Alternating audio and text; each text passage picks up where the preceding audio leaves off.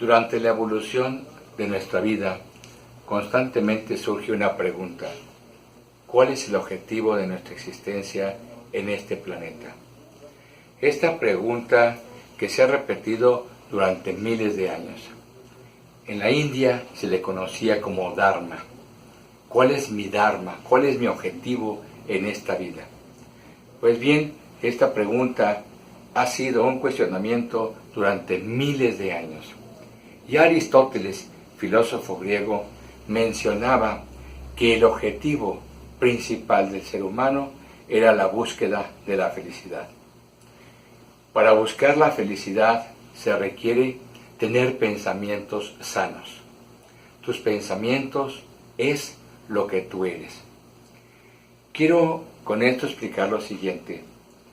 La palabra básica que debemos de entender, la palabra básica que nos da sabiduría en esta vida, es nuestros pensamientos. Yo y ustedes somos lo que hemos pensado, y yo y ustedes seremos lo que sigamos pensando. Por eso lo más importante es nuestro pensamiento. En nuestra mente universal se encuentra ese potencial de la felicidad o la derrota. Y todo ello nace con el pensamiento. Te invito a nuestra plática. Gracias. El valor de tus palabras. Debemos tener cuidado con las palabras.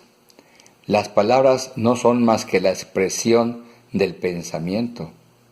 Por eso Aristóteles nos dice: la palabra es el sonido articulado que tiene un importante significado. Yo les diría a ustedes, la palabra es la expresión de los pensamientos. Nuestros pensamientos son los que finalmente van a determinar nuestra forma de ser, es decir, nuestro carácter o personalidad. Y ello va a ser determinante en el destino de nuestras vidas, no solamente en nuestra vida exterior, sino en nuestra vida interior. Por eso quiero que hagamos un análisis en esta diapositiva. ¿Qué eres? En este momento, ¿tú quién eres? En este momento, tú solamente puedes ser lo que han sido tus pensamientos. Y mañana, ¿qué serás? Mañana solamente podrás ser lo que sean tus pensamientos a partir de hoy a ese mañana. Ese es el poderoso poder del pensamiento. El pensamiento, por lo tanto, debemos de tener mucho cuidado, porque la naturaleza o nuestro Dios es divino con nosotros y nos ha dado una mente próspera, una mente rica, donde todo puede crecer en ella. Así que el campo, el jardín, ese jardín lleno de sustancias precursoras de vida, ya lo tenemos. Todos nacemos con él. Todo va a depender ahora de la semilla, del pensamiento. ¿Qué tipo de pensamiento vas a sembrar? ¿Qué tipo de pensamiento vas a cuidar? Porque ese pensamiento te va a dar tu vida. Tú eres lo que piensas. Dhammapada, en su libro sobre el pensamiento y el valor de este en nuestra existencia, nos lleva paso a paso de cómo el pensamiento origina la palabra hace que nosotros actuemos de tal o cual manera, esas actitudes se transforman en hábitos y los hábitos, el conjunto de hábitos, va a formar nuestra personalidad. La personalidad nos va a dar nuestro destino. La personalidad nos va a decir si somos hombres felices o somos hombres infelices. Y eso va a depender, lógicamente, del nacimiento de todo este esquema, de nuestros pensamientos. Pensamientos positivos van a formar seres positivos. Pensamientos negativos formarán destinos futuros negativos. En nuestra mente nacen constantemente miles de palabras, por lo tanto hay miles de pensamientos y tenemos que cuidar de ellos, tener mucho cuidado de ellos, Decía Dhammapada, tener mucho cuidado con los pensamientos, vigílalos, porque son como las sombras que siguen a tu cuerpo. Y eso que tú piensas, eso serás, en eso te convertirás. Imagínense el poder tan tremendo que tienen los pensamientos manifestados mediante las palabras. Para darnos una idea de dónde nace la palabra articulada, tenemos aquí en el hemisferio cerebral izquierdo un centro que se conoce como el centro de Broca. El centro de Broca es el centro de la articulación de la palabra. Está localizado en la parte posterior e inferior del lóbulo derecho del hemisferio cerebral izquierdo. Tenemos que recordar que tenemos dos hemisferios cerebrales, uno en el lado derecho y otro en el lado izquierdo. El del lado izquierdo está el centro de Broca, nuestro centro del lenguaje. En todas las personas que sean diestras, en todas las personas que sean derechas, nuestro centro del lenguaje va a estar en el lado izquierdo. En todas las personas que son zurdas, ¿sí?, que manejan su lado izquierdo, pues el centro de Broca va a estar en el lado opuesto, es decir, en el hemisferio derecho. Y bueno, nuestros pensamientos, ¿verdad? Nuestros pensamientos son las semillas que nosotros cuidadosamente debemos de sembrar en ese hermoso jardín lleno de fertilizantes que Dios nos concede. Y allí tenemos que no solamente sembrar pensamientos positivos, sino cuidar de la maleza que trata de ahogar, que trata de asfixiar a esos nobles pensamientos, porque esos pensamientos se van a convertir en frutos, y esos frutos va a ser nuestra cosecha.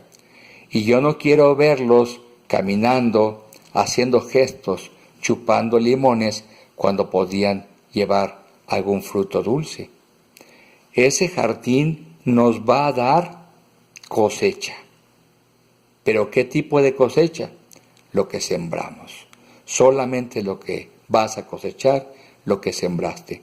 Así que si mañana tu vida está llena de dolor, o si en el presente tu vida está llena de dolor, no preguntes, pregúntate a ti mismo qué has sembrado. El pensamiento está lleno de una energía poderosa que es la fe. Fijaos bien en este contenido. En la mayor parte de las parábolas de Jesús, cuando se habla de sanación, se da importancia a la palabra, pero al poder de la palabra, que es la fe. Y así podemos recordar varios eventos. Por ejemplo, la sanación de 2 invidentes por Jesús. Cuando los invidentes escuchan que Jesús está cerca de ellos, los invidentes le dicen: Señor, ayúdanos a recuperar nuestra salud visual.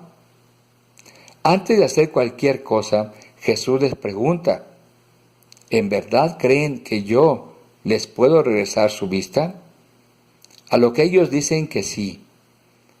Y fíjense la frase que emite Jesús: por su fe, conforme a vuestra fe, sean sanados y recuperan su visión. Esta no es la primera ocasión en la que se le da importancia en el cristianismo a la palabra y a la fe. Podemos recordar a aquella mujer afectada por flujos vaginales que le dice en una ocasión a Jesús: Jesús, Señor, con solo tocar tu túnica yo sé que puedo sanar. Y toca la túnica del Señor y queda sana. Y Jesús le dice: tu fe te ha sanado. Y así podemos pasarnos un buen momento dando ejemplos de la asociación entre el pensamiento y la fe. Pero así como hay pensamientos en estos casos que son pensamientos positivos, también existen pensamientos negativos. Los pensamientos negativos pueden llegar igual a tener un poder que se llama decreto negativo. Y los decretos negativos son terribles. Les voy a contar una anécdota que narra el maestro Deepak Chopra. El doctor Chopra narra que en una ocasión le tocó ver un ritual en Australia en el cual un chamán arroja un hueso de canguro hacia alguien del público. Y todas las personas que están asistiendo a esos rituales saben que a la persona que le golpea ese hueso de canguro, en un plazo de 3 semanas fallece. Y efectivamente, se corrobora el hecho. Así sucede. En lo personal, humildemente, les voy a contar una anécdota.